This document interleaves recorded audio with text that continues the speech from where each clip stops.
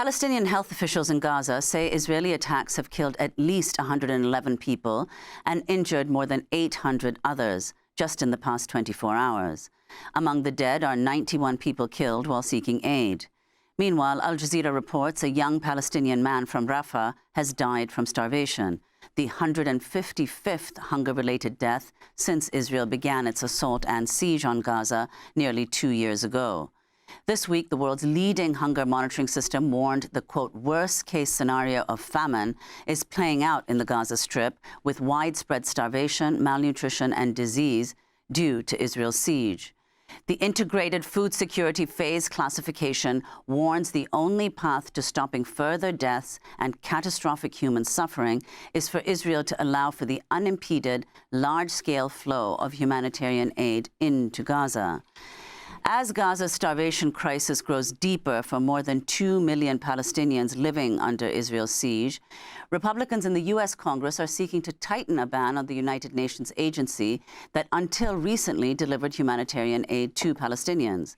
Last week, the Republican-dominated House Appropriations Committee voted in favor of a package to slash foreign aid programs while tightening a financial blockade on the UN Reliefs and Works Agency for Palestinian Refugees in the Near East, known as UNRWA. Until Israel banned its operations in January, UNRWA was the main distributor of humanitarian aid in Gaza. This is former Israeli spokesperson Eylon Levy in a video posted this week on X, blaming the United Nations for withholding aid to Gaza. This is a monument to the catastrophic failure of the United Nations to deliver aid into Gaza. Hundreds upon hundreds of pallets of aid just rotting in the sun instead of being delivered to the people who need it. For more, we begin today's show with UNRWA's Director of Communications, Juliette Touma, speaking to us from Amman, Jordan. Juliette, thanks for joining us. Can you respond to Israel saying it's UNRWA, it's the United Nations that's stopping the flow of aid into Gaza? Yeah, thanks for having me on. Look, for UNRWA, we have 6,000 trucks waiting for the green light, except they're not at Gaza's borders.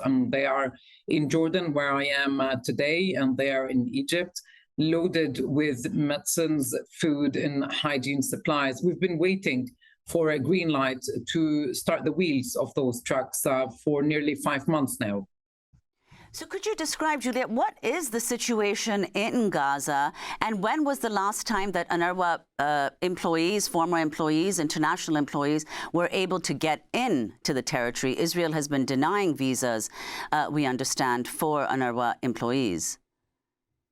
We have 10,000 local Palestinian staff who work with UNRWA. They are spread across the Gaza Strip. They hold the fort while the international staff of the agency are banned from going into the war-torn enclave. They are the doctors and the nurses that keep our medical points open. They're the ones who are able to distribute whatever we have left of basic supplies.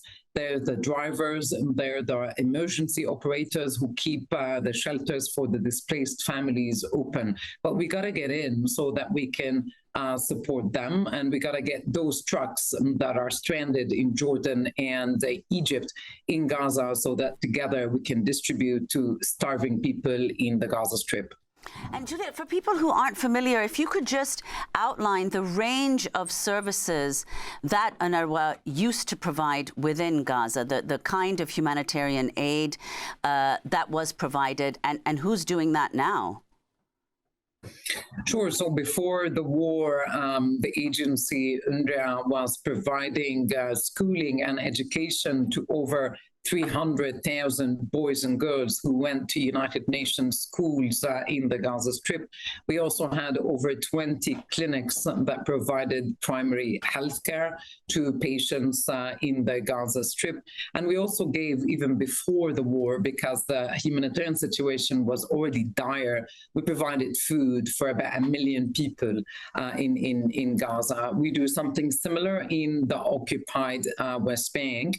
But since the war began, we've shifted gears to do more humanitarian work. We've sadly had to close the schools, and as a result, soon in September, the children of Gaza would have been deprived of schooling for a third year in a row.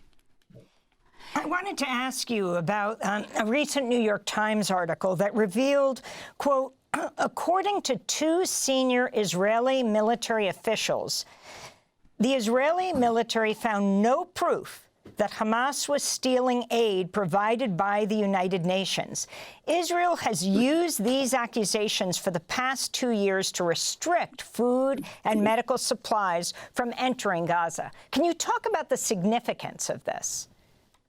Oh, it's very significant. Thanks for bringing it up. And there was also a report from USAID that came out also a few days ago along the same line. And basically, you're absolutely right. This is a claim that the Israeli government and authorities and those who support them have repeated without any evidence that the humanitarian assistance that the United Nations was bringing in was diverted to Palestinian armed groups, which is absolutely baseless. And these two reports are a proof to that. Those claims were used simply to undermine the work of the United Nations, especially UNRWA. And we all know the disaster of this setup that the American and Israeli governments have put in place, and the lives that organization has taken while claiming it provides food for people. And Juliette, just finally, before we end, I just want to read from a statement that the head of UNRWA, Philippe Lazzarini, made. This is quoting colleagues of yours in Gaza, who say that the people in Gaza, quote, are neither dead nor alive. They're walking corpses. So if you could say, Juliette, what are you calling for now? We're calling for the siege to be lifted. We are calling for a standard and volume flow of humanitarian assistance managed by the United Nations, including UNRWA. We're calling for a ceasefire. We are calling for the release of all hostages held in Gaza. Juliette Touma, we want to thank you very much for being with us, Director of Communications for UNRWA, speaking to us from Amman, Jordan. Thanks for watching Democracy Now! On YouTube. Subscribe to the channel and turn on notifications to make sure you never miss a video. And for more of our audience-supported journalism, go to democracynow.org, where you can download our news app, sign up for our newsletter, subscribe to the daily podcast, and so much more.